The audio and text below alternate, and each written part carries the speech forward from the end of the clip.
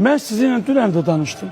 Dünən sizə görə, Niyamətli müəllimə görə Təranə xanıma dəfələrlə bildirdim ki, Röya xanımın heç kimlə bağlı bir piti... Ay xanım, öyrətmişəm sizi.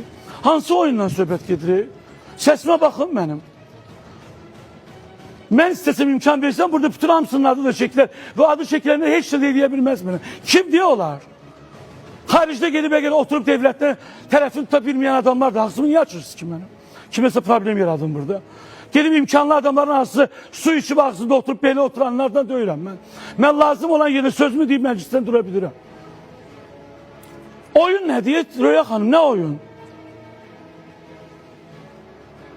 Nəzərinizə çatdırım ki, mən o birisi aparıcılar kimi, heç kimin maşası deyiləm ki, mənim verilişimə kimsə gələcəksə, Təranə Qumralı, çağırma gəlim, deyənlərin qabağında sifər olmuşam.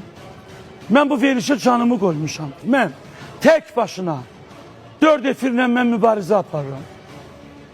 Mən yatmayıb gecə saat 3-də bu verilişi nəsə edirəm. Bəli, mən deyirəm. Röya xanım, biz heç kimə oyun qurmuruq.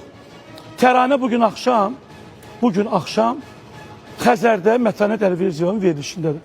Mənim efirimdə deməyə qoymadığım şeyləri inşallah ki orada da deyər.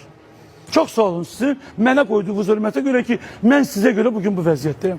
Sizin atamızın mahnısına görə mən bugün bu vəziyyətdəyim. Mənim neyimə lazımdır ki, mahnı oxuyur, oxumur. Dur oxu o mahnını. Dur oxu ay balam. Niyamətli mənim deyim ki, xalqa verin mahnı, verin mahnını oxusun. Oxu mahnını. Qoy efirdə geçsin. Görün ha, mənə yazıblar ki, oyunlarımız açacağım. Fikrimiz getdi başqa verişlərə, aylarla çıxardım cəmaat. Onsuz da mən burada bir verişdə ömrümdən yarısı gedir. Məni görünədə ittiham edirlər. Bayaqda ha deyirəm ki, onlar pis adam deyirlər, sizi çox istəyirlər. Bu da mənim yaxşılığım. Bu da mənim yaxşılığım.